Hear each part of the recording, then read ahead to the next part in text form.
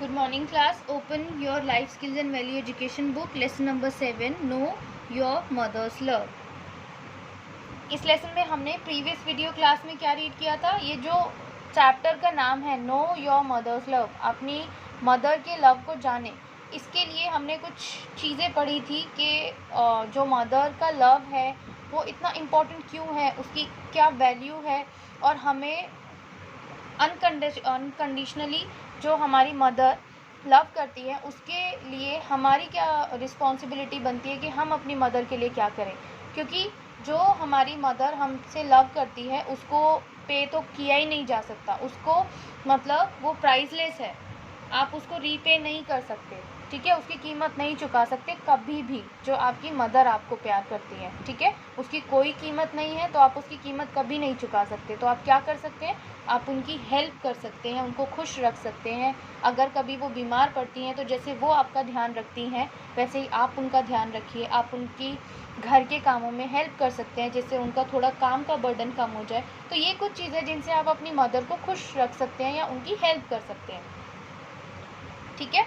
तो आपको मदर के लव की इम्पोर्टेंस को समझाने के लिए आपकी बुक में एक बहुत ही प्यारी सी स्टोरी दी हुई है, वो हम अब रीड करेंगे। Okay, so open your book, page number 45.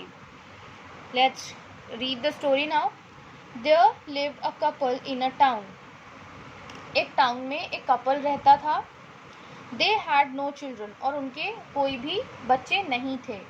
They prayed to God to bless them with a child, और उन्होंने क्या किया, उन्होंने गॉड को प्रे किया कि गॉड उनको एक चाइल्ड से ब्लेस करे. After about 5 years they came to know that they were going to be blessed with a child, और 5 साल के बाद उनको ये पता चला कि उनको वो एक बच्चे से ब्लेस होने वाले हैं, मतलब उनको एक बेबी होने वाला है. Often both of them talked about their child, what name they would choose, in which school the child would be sent, and so on. और फिर वो अक्सर क्या बातें करने लगे कि जब बेबी होगा तो उसका क्या हम नाम रखेंगे और कौन से स्कूल में हम भेजेंगे, ठीक है, और ऐसी ही सारी बातें जो बेसिकली पेरेंट्स करते हैं कि क्या नाम रखेंगे या कौन से स्कूल में भेजेंगे etcetera. Time passed by and the day came when they became the proud parents of a baby. और ऐसे ही समय बीतता गया और वो दिन आ गया जब उनको क्या हुआ, एक बेबी हुआ, वो एक प्राउड पेरेंट बने एक बेबी के, ठीक है.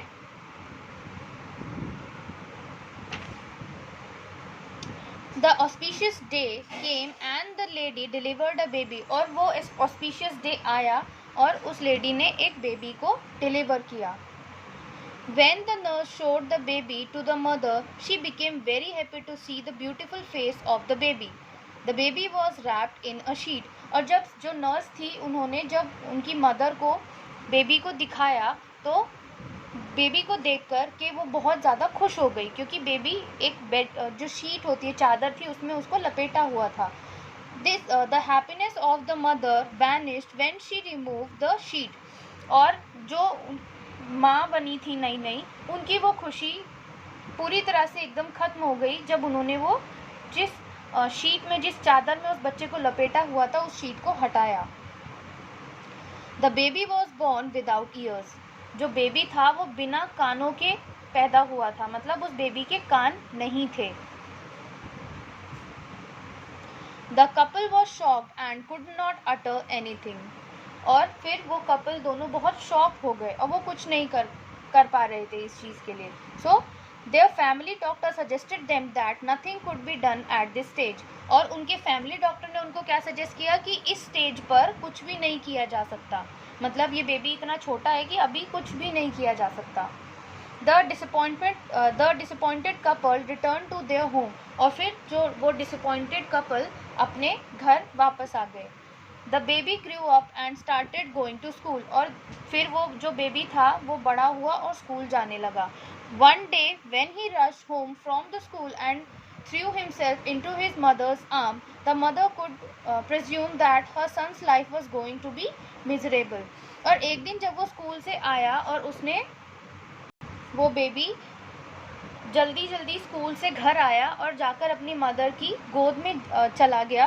तो उसकी माँ वहीं पर समझ गई थी कि उसके बेटे की लाइफ आगे आगे बहुत मिजरेबल होने वाली है, ठीक है।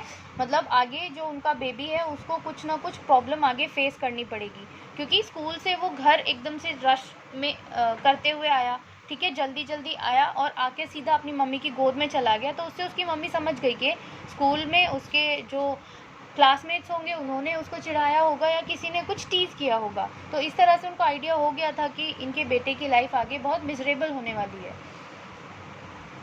One day the boy came home crying, और एक दिन क्या हुआ, वो जो बॉय था वो घर रोता हुआ आया। He revealed that very often boys teased him and called him a freak in the school.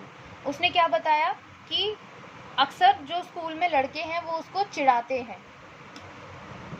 Both the parents many a time thought to find a solution to this problem, as they could not see the child feel humiliated anymore. और दोनों ही जो माता पिता थे उस बच्चे के, वो सोचते थे कि इस प्रॉब्लम का क्या सॉल्यूशन हो, क्योंकि वो नहीं चाहते थे कि उनके बेटे को और ज़्यादा ह्यूमिलिएट किया जाए, उसको और ज़्यादा अपमान किया जाए। They met their family doctor again to get rid of this problem, और फिर वो अपने फैमिली डॉक्टर से दोबारा मिले इस प्रॉब्लम को से छुटकारा पाने के लिए।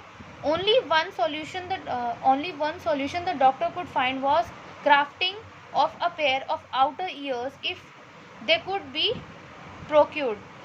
उस डॉक्टर ने क्या एक सॉल्यूशन बताया कि एक ही सॉल्यूशन था कि उसके जो बाहर के कान थे उनको क्राफ्ट किया जाए, और इसके अलावा और कोई सॉल्यूशन नहीं था। 2 years passed since the search began for a person who could make such a sacrifice for a young man. 2 साल बीत गए ऐसे पर्सन को ढूंढने में जो उस यंग मैन के लिए अपने कानों का सेक्रीफाइस करे। कोई अपने आप तो कोई अपनी मर्जी से तो अपने कान को किसी को नहीं देगा ना, तो ऐसा कोई भी उस पेरेंट को नहीं मिला जो उनके बेटे को कान दे सके। Lastly they could find the solution, और एंड में लास्ट में उनको एक सॉल्यूशन मिल गया। One day the father told the son that he had to be hospitalised because someone was going to donate a pair of outer ears for him. फिर एक दिन क्या हुआ, उस लड़के के फादर ने बोला कि तुम्हें हॉस्पिटलाइज होना पड़ेगा क्योंकि हमें कोई मिल गया है जो अपने कान तुम्हें डोनेट करना चाहता है।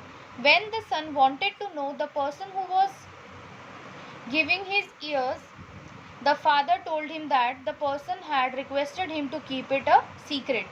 जब उस लड़के ने चाहा उस पर्सन के बारे में जानना जो उसको कान डोनेट कर रहा था, उसने अपने फादर से पूछा, तो उसके फादर ने क्या कहा कि जो आपको कान डोनेट कर रहा है उसने रिक्वेस्ट किया है कि वो इस चीज़ को सीक्रेट रखे कि किसने कानों को डोनेट किया है। The sun got his outer years in a few days, और कुछ ही दिन में जो उनका बेटा था उसको कान मिल गए। But he could not know the name of the person who had donated his ears to him, लेकिन उसको अभी भी नहीं पता चला था कि किस पर्सन ने उसको अपने कान डोनेट किए हैं। Time pass by and the son became a good musician, और समय बीतता गया और जो उनका बेटा था अब बहुत अच्छा म्यूजिशियन बन गया।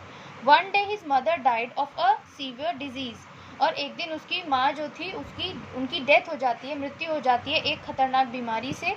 When he was standing near the dead body of her mother, his father removed the thick layer of her hair from the mother's ears. और जब वो अपनी मदर की डेड बॉडी के पास बैठा होता है तो उसके फादर क्या करते हैं, उसके मम्मी के घने बालों को उसके कानों के पास से हटाते हैं। Oh, there were no outer ears. The son was astonished to see this ultimate example of sacrifice and began to cry bitterly. अपनी माँ को देख करके वो समझ गया क्या था वहाँ पर, जो आउटर ईयर उसकी मदर के पास नहीं थे। तो वहाँ पर वो बहुत शॉक्ड हो गया ये देखकर, और इस सेक्रीफाइस का इतना बड़ा एग्जाम्पल देखकर वो बहुत ज़्यादा चौंक गया और रोने लगा। His father pacified him and said that his mother did not want to let anyone tease her lovely son, और फिर उसके फादर ने बताया कि जो तुम्हारी माँ थी वो नहीं चाहती थी कि उनके बेटे को कोई छेड़े या परेशान करे। Children, we should realise the value of sacrifices made by our parents. बच्चों, हमें हमारे पेरेंट्स जो हमारे लिए सेक्रीफाइस करते हैं उसकी वैल्यू को हमें रियलाइज़ करना चाहिए, समझना चाहिए, जानना चाहिए। We should love them, we should never make them feel unhappy. हमें उनसे प्यार करना चाहिए और कभी भी उन्हें अनहैप्पी फील नहीं करवाना चाहिए। तो ये स्टोरी मुझे तो पर्सनली बहुत अच्छी लगती है इस बुक की। आई होप आपको भी पसंद आई होगी और इस स्टोरी से आपको कुछ सीखने को मिला होगा। नेक्स्ट वीडियो क्लास में हम इस लेसन की बैक एक्सरसाइज करेंगे।